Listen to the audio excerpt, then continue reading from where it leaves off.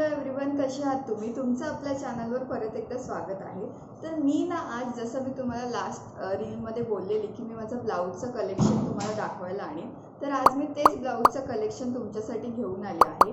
तर त्याच्यात माझे सगळे ब्लाउजेस आहेत जे मी माझ्या लग्नात घातलेले किंवा जे नॉर्मली पण तिकडे नेण्यासाठी मी शिवून घेतलेले, तर ते सगळे मी तुम्हाला आत्ता दाखवणार आहे.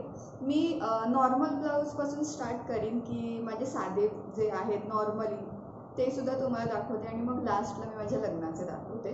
तर व्हिडिओ शेवटपर्यंत नक्की बघा. आणि कसा वाटतं तुम्हाला हा ब्लॉग? हेल्पफुल आहे का? आणि अजून तुम्हाला याच्यात काय काय बघायला आवडेल हे सुद्धा मला खाली कमेंट करून. सुरुवात ना मी हळदीपासून करते आणि मी जे पण ब्लाऊज बोलते ना त्याच्या साड्यांचा फोटो मी इथे कुठेतरी लावीन, सो तुम्हाला त्या साड्यासुद्धा दिसतील आणि समजेल की हा ब्लाऊज कोणत्या साडीवर होता आणि कसा नाही.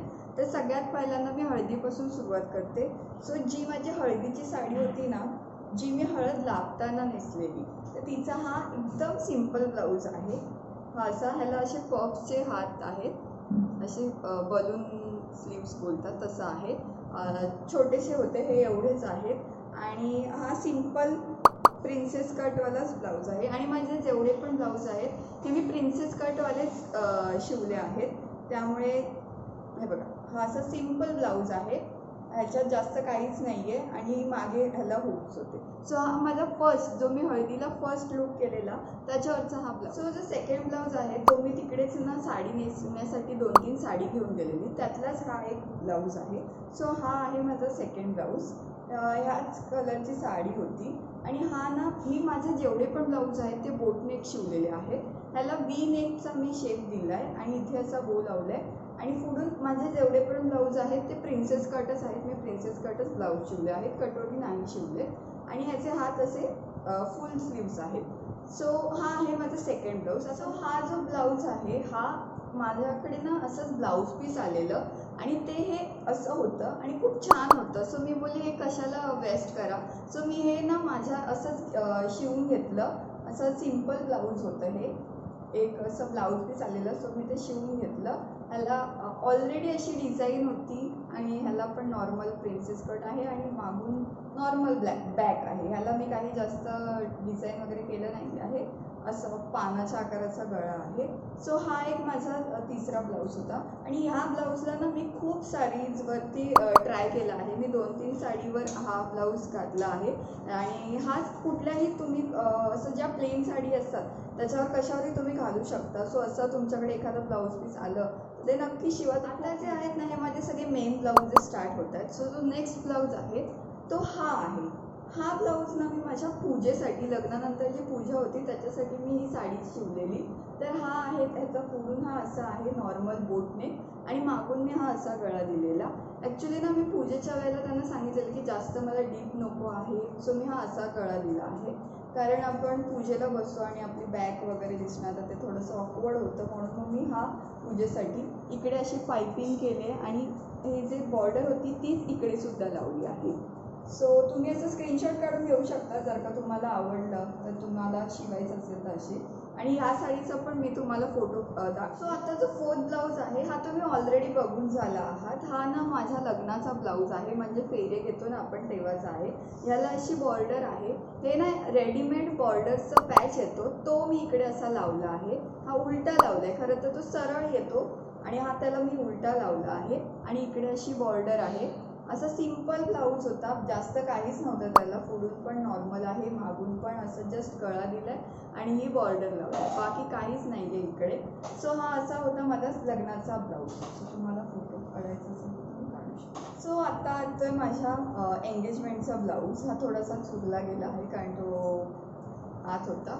सो ही ना ऑलरेडी जी मी साडी घेतलेली त्याच्यासोबत ही रेडी आलेली.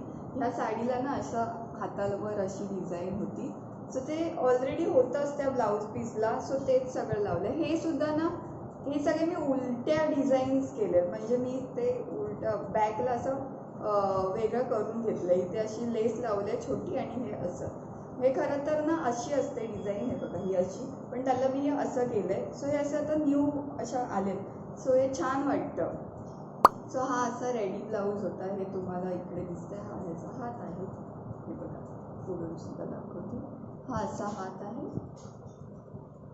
पुढून प्रिन्सेस कट आणि मागून हा असा. सो हे जे लास्ट 2 ब्लाऊज आहेत ना, हे माझे सगळ्यात फेवरेट ब्लाऊज आहेत, कारण ते इतके सुंदर दिसत आहेत.